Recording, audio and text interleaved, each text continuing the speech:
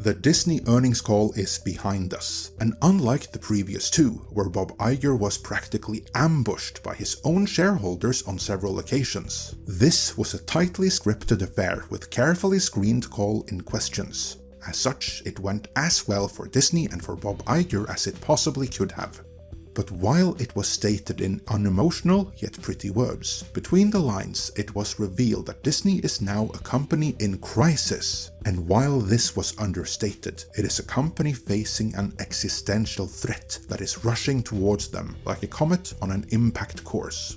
In this editorial, I will, in clear and simple terms, go through what I think were the most important takeaways from the call, before exploring the existential threat facing Disney and the one big hope they can cling on to.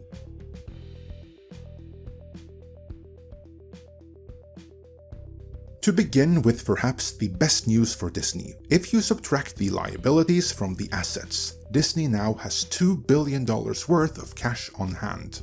That's a tenfold increase from the previous earnings call, where Mike the Mexican Iron Man broke down the numbers and found that they only had $200 million cash on hand. That was shocking. I mean, if Disney were a person, that's the same as you having $100 to hold you over for the rest of the month, and the month barely started. So on the bright side, while Disney still aren't where a corporation their size ideally should be, they are in a much better position than they were only 3 months ago. There's a problem though. This cash increase isn't due to increased earnings or the business doing any better, but due to mass firings and other cost cutting. To be clear, there is nothing wrong with getting rid of excess blubber, especially not of the activist variety. The problem is that you can only increase cash by way of saving for so long. Cost cutting may bump up their cash reserves from 200 million to 2 billion, but they can't save their way to 20 billion, which, as we're about to see here, is an amount they need, and fast. In order for Disney to be financially healthy and actually raise the cash they need, all the areas of their business have to grow so the company's revenue increases, and that is just not happening.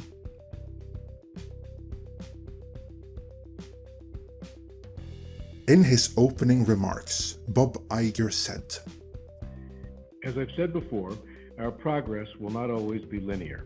That's code for that things will get worse before they, maybe, hopefully, get better. He then continued, "But despite near-term headwinds, I'm incredibly confident in Disney's long-term trajectory because of the work we've done, the team we have in place, and because of Disney's core intellectual property foundation. Moving forward, I believe 3 businesses will drive the greatest growth and value creation over the next 5 years. They are our film studios, our parks business, and streaming, all of which are inextricably linked to our brands and franchises." So, the future of Disney is film studios, parks, and streaming. Alas, and this is Disney's problem and why they are in crisis. All 3 of those are currently on a downward trajectory, and there is nothing to indicate that trajectory can be broken in the foreseeable future.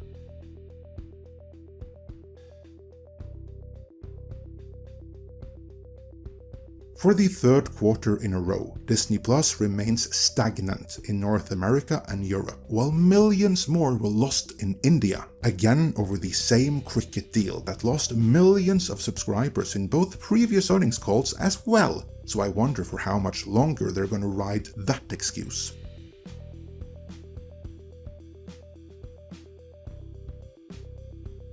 As a baseline that Bob Iger strategically did not mention, attendance is way up in Universal's theme parks, and by contrast, attendance in Florida's Disney World is down from last year.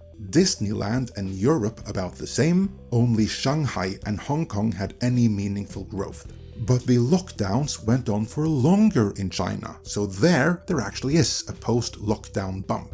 But if they so choose, the CCP can still take both of those away at a moment's notice, so growth in the West would have been preferable. But there isn't any, and there is nothing to indicate that is about to change. And that is true for the studios as well.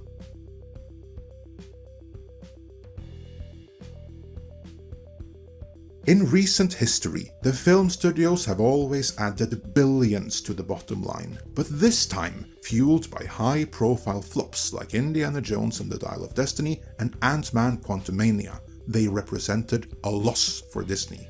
Iger addressed this in the very beginning of his opening remark, saying, "First, the company was completely restructured, restoring creativity to the center of our business." Restoring creativity to the center of our business. That may sound nice to the uninitiated, but what does it mean? Well, allow me. This is a dig at Bob Chapek, because Chapek recognized that all the so-called creatives that Iger had hired during his first tenure as CEO weren't so much creatives as they were crazy activists and ideologues, infusing their not-so-secret agenda across Disney's programming, which is what caused Disney's movies to increasingly bomb and family audiences to walk away from Disney in the first place. Realizing that unchecked, Disney's creatives weren't an asset but a liability, Chapek instituted a new structure which the Iger-friendly industry trades refer to as Byzantine, because it took power away from the creatives and gave it to a newly created customer-oriented distribution division. This new organizational structure was never fully tested though, because Iger returned and dismantled it before a single project went through the entire process. In fact, we only know of one movie that was greenlit under this structure, and that was Deadpool 3, the one upcoming Marvel movie there actually is any kind of excitement for. You can thank Chapek for that, not Iger. When Iger came back, he gave the power back to the very creatives that caused families to walk away from Disney. However, in fairness, here it should be noted that since doing that, Iger has also continued with the mass firings that Chapek prepped, and he's even gotten rid of many of the so-called creatives that he himself hired, which Chapek no doubt had targeted for termination. As such, it is not outside the realm of possibility that at the other end of the writer strike, a more family and entertainment-aligned breed of writers will remain, and more like them could get hired. And that, potentially, could help restore Disney as a family brand. To be clear, Iger has not explicitly said that this is what he's doing. What he said was, "We're focused on improving the quality of our films and on better economics. Not just reducing the number of titles we release, but also the cost per title." But in saying they're focused on improving quality, he admits quality has been lacking, so let's hope he used the firings and the strikes for all they're worth to address that. But that is hoping though, and until such time that a new slate is announced, hope is all we have. Until then, we have to go by the existing slate of upcoming films, and that slate leaves no hope for any recovery for either Marvel, Lucasfilm or Pixar. And that's not even the existential problem.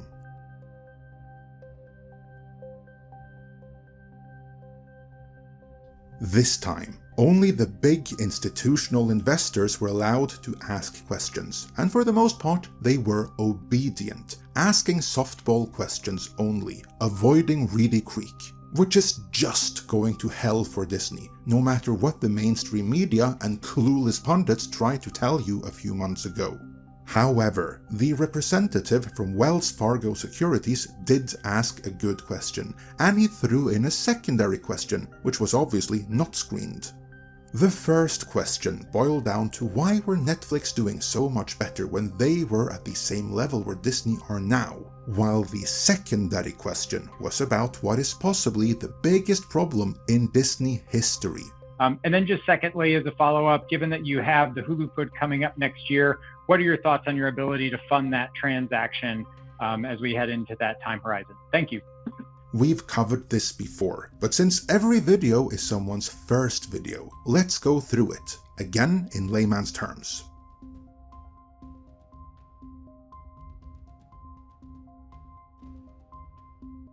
When Iger acquired Fox for Disney, he also acquired Fox's stake in Hulu, which meant that between the Fox stake and the stake Disney already had, Disney were now majority owners. Before moving on, have you seen the movie Trading Places? If you haven't, pause this video and do so now, because I'm about to spoil the ending. There's these two hyper-rich traders with a lifetime of wins behind them that have manipulated all the preceding events of the movie. But for their comeuppance, they've been manipulated into finding themselves on the losing end of one fateful trade. Then it doesn't matter how rich they are. It doesn't matter how successful they've been up until this point. It doesn't matter that they'd be fine if they had more time to raise the necessary funds. All trades settle at the end of the day, no ifs, no buts, and in this case, it means they're left with absolutely nothing and have no hope of starting over. The reason I bring that movie up is because that illustrates what this Hulu put actually is. When Disney acquired Fox and took over their stake in Hulu, that triggered a clause which forces Disney to buy out Comcast's remaining stake in early 2024 at market price. That could be anywhere between $10 billion in the low end and $30 billion in the high. That's right, come January, Disney will have to pay Comcast, the owner of Universal, their single biggest competitor, perhaps upwards of $30 billion. That's more than twice what they paid for Marvel, Lucasfilm and Pixar combined in one transaction to their biggest competitor. That's starting to approach what they even paid for Fox, and they're still up to their ears in debt over that. Iger couldn't even answer the question. He just rambled on and on and on about that first Netflix question until interim CFO Kevin Lansbury stepped in. And Stephen, I'll answer the question with respect to the Hulu put. So I'll remind everyone that the floor for that put is about $9.2 billion. We're very comfortable with our current liquidity position. We've got about $11.5 billion of cash on our balance sheet. Got about $10.5 billion worth of revolving credit facilities and commercial paper. And so we're going to have plenty of future cash flow to help fund all of this going forward. I would also like to note that from a balance sheet perspective, we've got a strong single-A credit rating that reflects the strength that we see in our balance sheet. We made significant progress recently, deleveraging coming out of the pandemic. We're prioritizing free cash flow as a company, and we're being really disciplined and smart about how we go about allocating capital across the company. Let's go over what he just said in layman's terms. In the absolute best case scenario for Disney, they're gonna have to pay $9.2 billion. There's no way they're getting away with paying any less than that. And that they'll manage. That said, they may have $11.5 billion on their balance sheet, but that doesn't mean those $11.5 billion can all be allocated towards that end. He also brings up that they've got another $10.5 billion in commercial paper and credit facilities, which translated to the scale of an individual means they've got credit cards and their kids' college fund. But fine, let's grant that they have all that, and that it can all be allocated towards paying the Hulu put, which it can't. That's $22 billion, which granted should cover it. But there's no guarantee of that. What if the market really goes against them? What if they end up owing Comcast close to $30 billion? This is where Lansbury started leveraging future earnings, and why wouldn't he? Now that summer season is over, maybe the parks will pick up steam, and who knows, maybe the Marvels can pull a Barbie at the box office.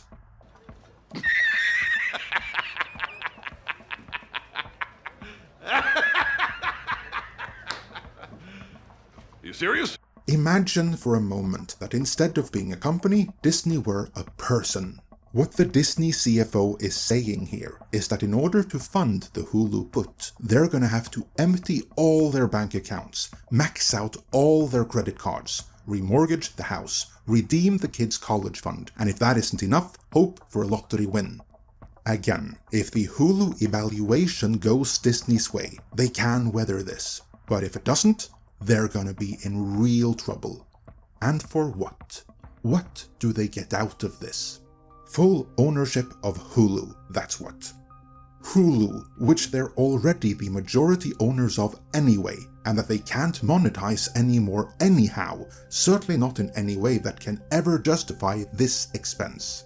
So really, they're forced to flush billions down the drain due to a technicality which was inadvertently triggered by Iger buying Fox.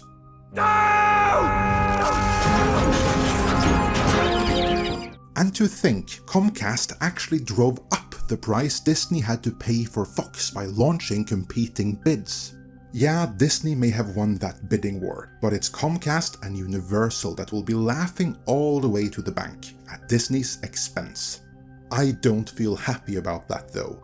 Disney is an institution with a proud legacy which left an indelible mark on Western culture, and if Walt were brought back to life to see how Bob Iger in every way has perverted it, he'd die again.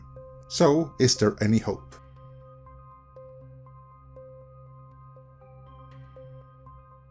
The hypothetical possibility that Iger has used the fightings and the strikes to clean up the company creatively notwithstanding, the financial hope for Disney right now is that Apple may buy them and bail them out that way. This was brought on by Iger's carefully worded non-denial that some kind of acquisition may be on the cards. As for me, I don't want Disney to be owned by Apple. I want Disney restored to the institution it once was. While I doubt that can happen under Disney's current ownership and leadership, I somehow doubt matters would improve under Apple, and that there is any enthusiasm for that at all only goes to show how far Disney has fallen. Let me know your thoughts on this in the comments.